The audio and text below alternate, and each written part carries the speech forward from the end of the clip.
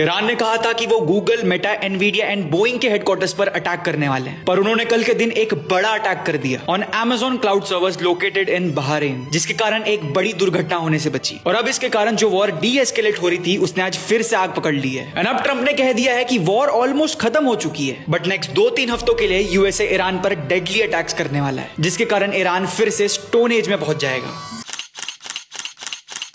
Trump जो अब तक स्ट्रेट ऑफ हॉर्मोज को खोलने की बात कर रहे थे, वो अब कह रहे हैं कि हमें हॉर्मोज से कुछ लेना देना नहीं है। अगर आपको ऑयल चाहिए तो आप हमसे खरीद लो, या तो खुद जाकर अपने शिप्स को डिफेंड करो। एंड कल की सबसे शॉकिंग खबर तो ये रही कि ईरान के प्रेसिडेंट ने यूएस सिटीजन्स के लिए एक लेटर लिखा, बट इसमें कोई धमकी नहीं थी। इसमें था एक नेक्स्ट लेवल इमोशनल मैनिपुलेशन जो यूएसए में जनता को भड़काने की ताकत रखता है। 4 पेज के इस लेटर में सबसे पहले तो ईरान ने कहा कि हम आप लोगों के लिए कोई थ्रेट नहीं है, फिर भी आपके लीडर्स हम पे इसराइल के प्रेशर में अटैक कर रहे हैं। एंड फिर एंड में ये भी कह दिया कि आप खुद सोचो इस वॉर से फायदा हो किसका रहा है। फिलहाल इस लेटर का तो रिप्लाई ट्रंप ने नहीं दिया, वो अभी बिजी है फ्रांस के प्रेसिडेंट की पर्सनल लाइफ डिस्कस करने में। एंड वो तो अब नेटो को छोड़ने की धमकी दे रहे हैं, क्योंकि यूरोप के देश यूएसए को अपना एयरबेस यूज ही नहीं करने दे रहे हैं। इस पर गुस्सा होकर ट्रंप ने कह दिया नेटो सिर्फ पेपर पर एग्जिस्ट करता है। मानो ना मानो, पर इन सब के बीच यूएसए की ग्लोबल इमेज एंड होल्ड कमजोर हो रही है, एंड हर तरफ से सिर्फ फायदा हो रहा है रशिया का, जिसके कारण अब लोग कहने लग गए हैं कि ट्रंप सच में रशिया का एजेंट है। अब इस बात में कितनी सच्चाई है इसकी गारंटी तो हम नहीं दे सकते, पर एक बात की गारंटी दे सकते हैं, और वो ये है कि देश और दुनिया में जो भी होगा वो आपको सबसे पहले पता चलेगा on India in last 24 hours via breaking news post. फिर हर शाम 6 से 7 के बीच एक वीडियो अपलोड होगी जिसमें दिन की इंपॉर्टेंट खबरों को कवर किया जाएगा। फिर हर रात एक ऐसा डिटेल्ड वीडियो आएगा जिसमें वॉर से रिलेटेड सब कुछ कवर होगा। इसीलिए मैं बार बार कह रहा हूं, ज्यादा सोचो मत, फॉलो कर दो इंडिया इन लास्ट 24 आवर्स को अभी के अभी।